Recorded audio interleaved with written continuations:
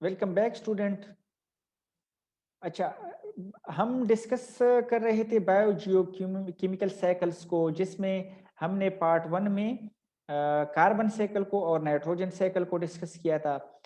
अब part two में हम सल्फर और फास्फोरस साइकिल को डिस्कस करेंगे।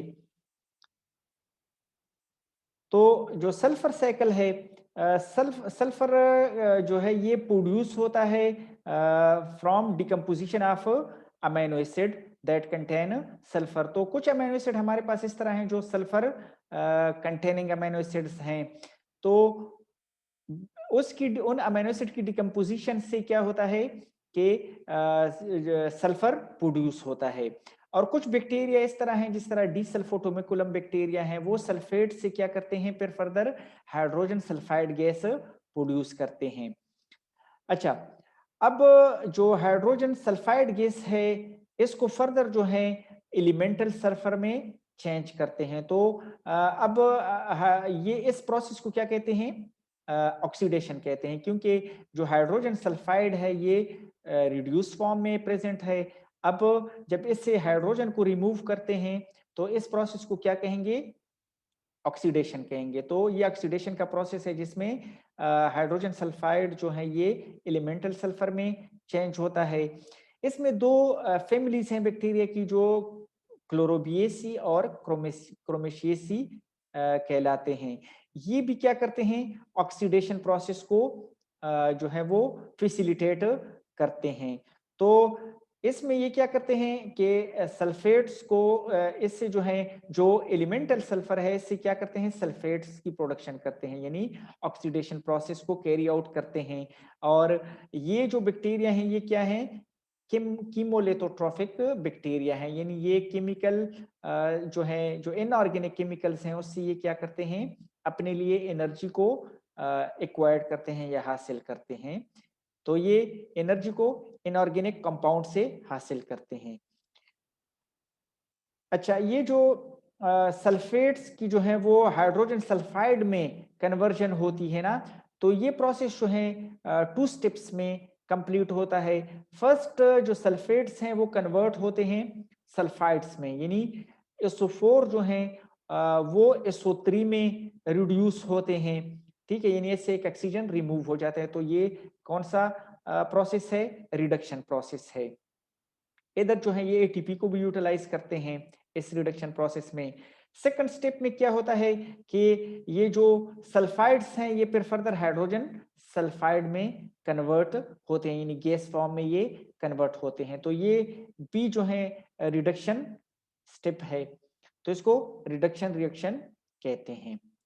अब अगर हम इस साइकिल को देखें तो इधर जो है हमारे पास जो सल्फर है वो ऑर्गेनिक फॉर्म में मौजूद होता है। जिस तरह for example sulphur containing protein जो है उसमें हमारे पास सल्फर मौजूद होता है।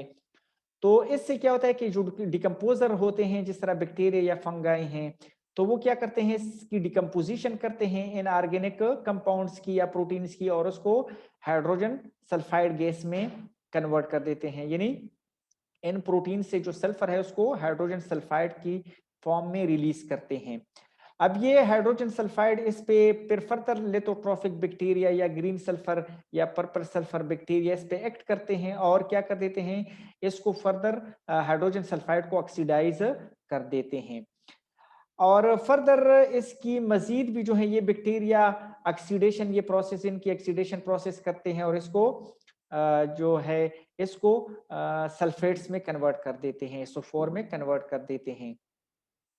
ये जो SO4 है इसको प्लांट्स और बैक्टीरिया दोनों जो है यूटिलाइज करते हैं और इसको क्या कर देते हैं, इनकॉर्पोरेट करते हैं टू प्रोटीन्स।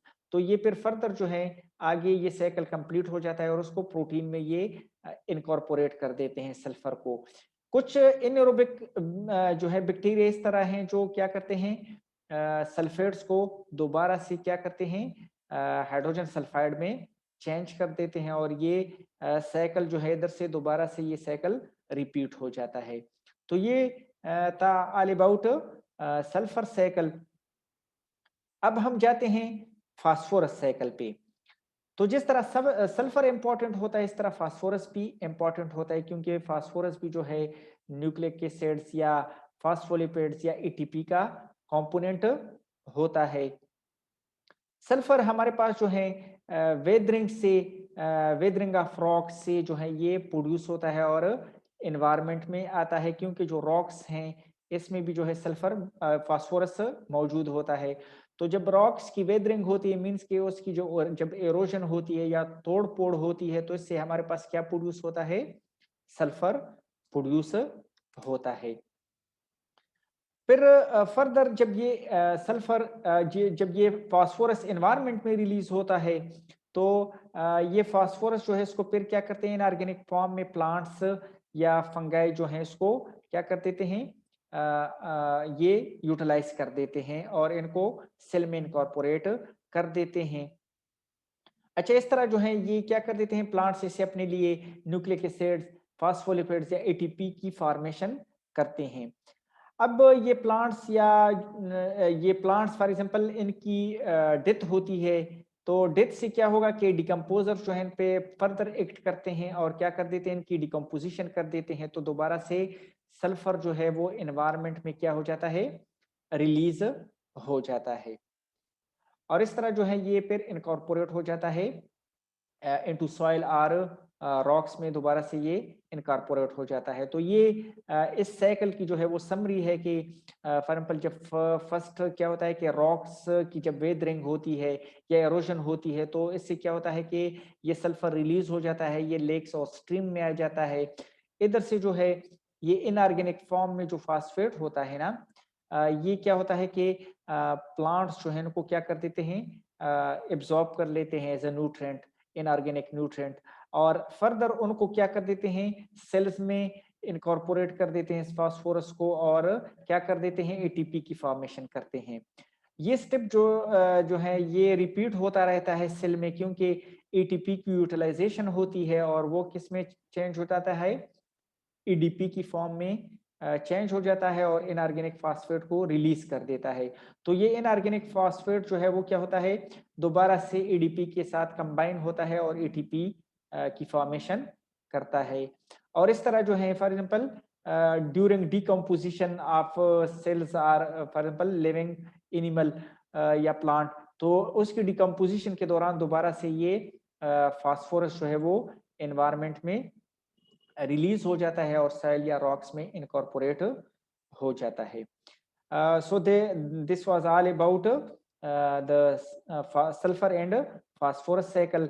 इस बारे में अगर कोई क्वेरीज या कोई क्वेश्चंस वगैरह हैं तो आप लोग मुझसे कमेंट सेक्शन में पूछ सकते हैं। Okay, take care of yourself. Thank you.